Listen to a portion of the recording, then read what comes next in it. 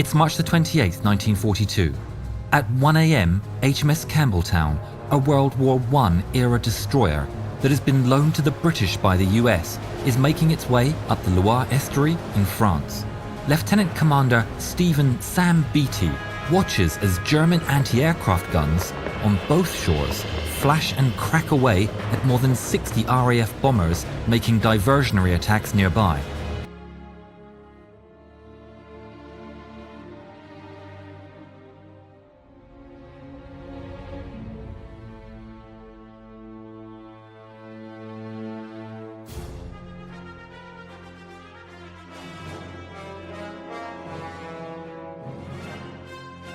In makeshift compartments below the ship's foredeck, demolition experts recheck the time fuses connected to 7 tons of explosive charges, while hundreds of seamen and commandos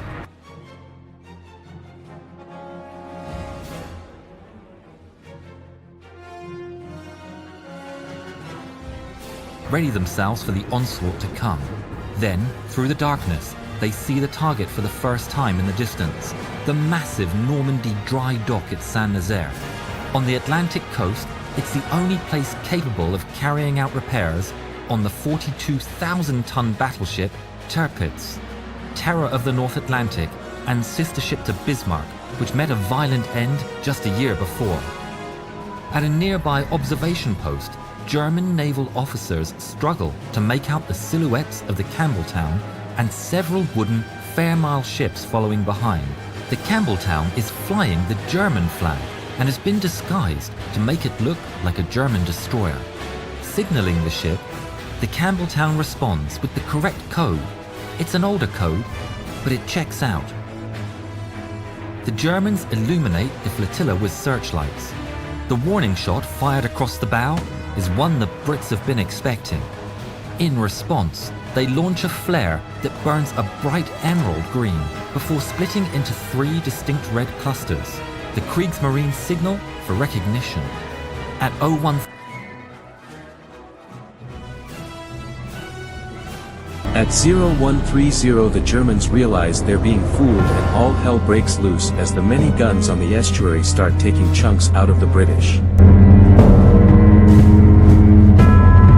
Aboard the beleaguered ships, the German flags are hastily lowered and replaced by Royal Navy ensigns. Realizing that the moment calls for guts and leadership, 30, the Germans realize they're being fooled, and all hell breaks loose as the many guns on the estuary start taking chunks out of the British. Aboard the beleaguered ships, the German flags are hastily lowered and replaced by Royal Navy ensigns. Caught in a maelstrom of fire, Campbelltown and the others are sustaining heavy damage. Their decks are strewn with debris and injured men, and the very success of the mission is now in serious doubt.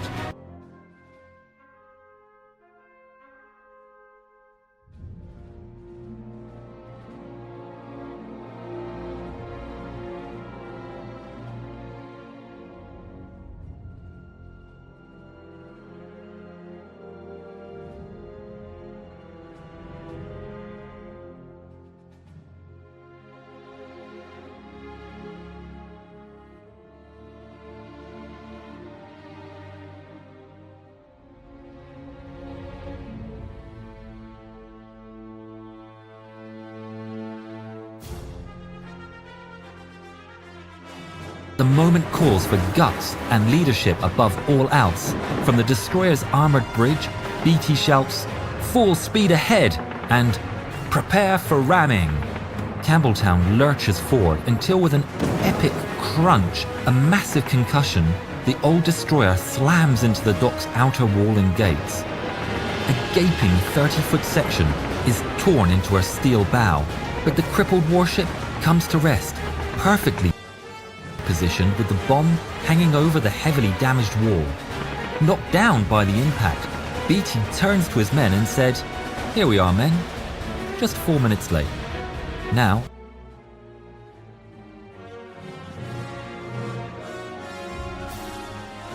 the commandos successfully take out the 2 winding stations and an underground pumping station.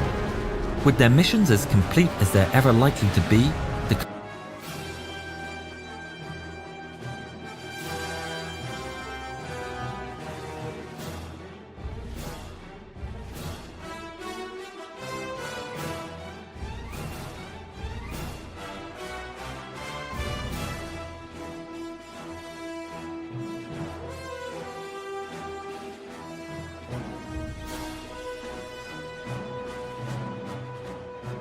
regroup, attend to their wounded, and patiently wait for the motor launches, originally scheduled to whisk them away to safety.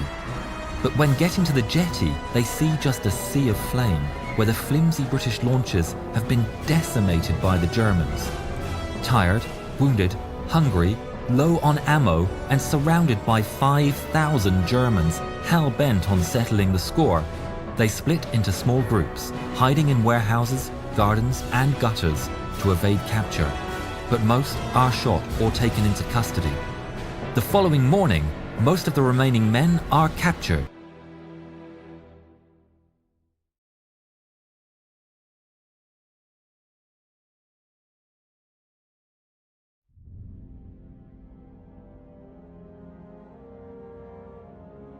And the Campbelltown still hasn't exploded. Inspection teams fail to find the explosives and look for souvenirs. The British realise that the bomb could go off at any time, but no one says a word, despite being perilously close to the blast zone, and some men even being taken back on board the ship. At 10:35 in the morning, Beatty is being mocked by an interrogator. "It was no good ramming the gates of the dry dock with a flimsy ship," he said. At that precise moment, there was an earth-shattering detonation. The force is so great that the Campbelltown's bow and wall are irreparably damaged.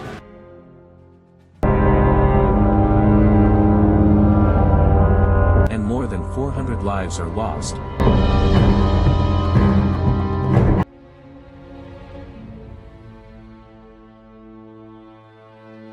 Which were unsuspecting Germans still on board the Campbelltown, as well as 2 incredibly brave captured commandos who kept their mouths shut despite knowing full well that they were about to be blown into oblivion. Of the more than 600 men who took part, nearly 1/3 were killed. Kriegsmarine High Command in Germany announced the raid a complete failure, but the dock was not repaired until 1947. For his part, Beatty received a Victoria Cross, one of the many given on the raid, a raid that has become known as the greatest raid. Most of which were unsuspecting Germans still on board the Campbellton. The force is so great that the Campbellton's bow and most of the wall are irreparably damaged. But the dock was not repaired until 1947.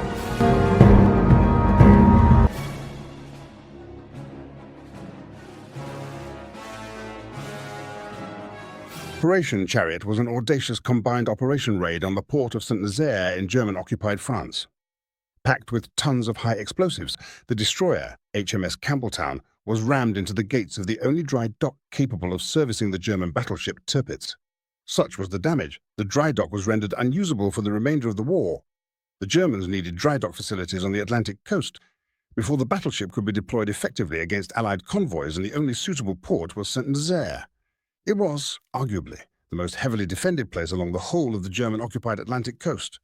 In this confined space, there were power stations, pumping stations, warehouses, lock installations, and the old town of Saint-Nazaire. Denying the Germans' use of the dry dock would effectively neutralize the threat the Tirpitz posed. The outline plan was simple. The selected vessel, packed with high explosives in the bow, with troops and crew in protected areas, would ram the outer lock gate at speed and become firmly stuck there. They would then disembark and take cover behind a nearby air raid shelter. The ship would then blow up, destroying the gate. Of the 241 commandos who took part, 59 were posted as killed or missing and 109 captured. 85 Royal Navy personnel were killed or missing and a further 20+ captured. Many others were wounded. 5 other ranks returned to England via Spain. The Tirpitz was never able to leave Norwegian waters for want of a safe haven on the Atlantic coast. The value of the shipping saved in terms of men, armaments and food can only be guessed at, but it was a very significant contribution to the Allied cause. The awards gained during the raid consisted of 5 Victoria Crosses. Other awards that were granted after the Saint-Nazaire raid were 4 DSO, 17 DSC, 11 MC, 4 CGM, 5 DCM, 24 DSM, and 15 MM. Another 51 men were mentioned in dispatches, 22 of them posthumous. There were 5 Victoria Crosses awarded for Operation Chariot, going to Captain Robert Edward Dudley Ryder, Royal Navy, Lieutenant Commander Stephen Holden Beatty, Royal Navy, Able Seaman William Alfred Savage, Royal Navy, Sergeant Thomas Frank Durrant, Royal Engineers, Lieutenant Colonel Augustus Charles Newman of the Essex Regiment, whom was attached to No. 2 Commando. Captain Ryder was awarded for great gallantry shown in the attack on St. Nazaire. He commanded a force of small, unprotected ships in an attack on a heavily defended port and led HMS Campbelltown in under intense fire from short range, weapons at point-blank range. Though the main object of the expedition had been accomplished in the beaching of Campbelltown, he remained on the spot conducting operations, evacuating men from Campbelltown and dealing with strong points and close-range weapons while exposed to heavy fire for 1 hour and 16 minutes, and did not withdraw till it was certain that his ship could be of no use in rescuing any of the commando troops who were still ashore. That his motorboat, now full of dead and wounded, should have survived and should have been able to withdraw through an intense barrage of close-range fire was almost a miracle. Lieutenant Commander Beatty was awarded for showing great gallantry and determination in the attack on St. Nazaire in command of HMS Campbelltown. Under intense fire directed at the bridge from point-blank range of about 100 yards, and in the face of the blinding glare of many searchlights, he steamed her into the lock gates and beached and scuttled her in the correct position. The Victoria Cross is awarded to Lieutenant Commander Beatty in recognition not only of his own valor but also of that of the unnamed officers and men of a very gallant ship's company, many of whom have not returned. Seaman Savage was awarded the Victoria Cross for showing great gallantry, skill, and devotion to duty as gunlayer of the pom-pom in a motor gunboat in the St. Nazaire raid. Completely exposed, and under heavy fire he engaged positions ashore with cool and steady accuracy. On the way out of the harbour he kept up the same vigorous and accurate fire against the attacking ships until he expired at his weapon. The Victoria Cross was awarded in recognition not only of the gallantry and devotion to duty of able Seaman Savage, but also of the valour shown by many others, unnamed in motor launches, motorboats and motor torpedo boats, who gallantly carried out their duty in entirely exposed positions against enemy fire at very close range. Sergeant Durrant, awarded the Victoria Cross, was attached to No. 1 Commando, was in the Royal Engineers. On the 27th of March at St. Nazaire, he was in charge of a Lewis weapon on HM motor launch 306, which came under heavy fire during the raid, and although he had no protection and was wounded in several places, he continued to fire until the launch was boarded and the survivors were taken prisoner. He died of his wounds the next day. Lieutenant Colonel Newman was awarded the 5th winner of the Victoria Cross in Operation Chariot. During the St. Nazaire raid on the 27th of March, Lieutenant Colonel Newman was in charge of the military forces and was one of the first ashore, leading his men and directing operations without regard for his own safety. The troops fought well under his command and held superior numbers of the enemy at bay until the demolition parties had done their jobs. Newman then attempted to fight through into the open country and did not surrender until all the ammunition was exhausted, when he was then taken prisoner.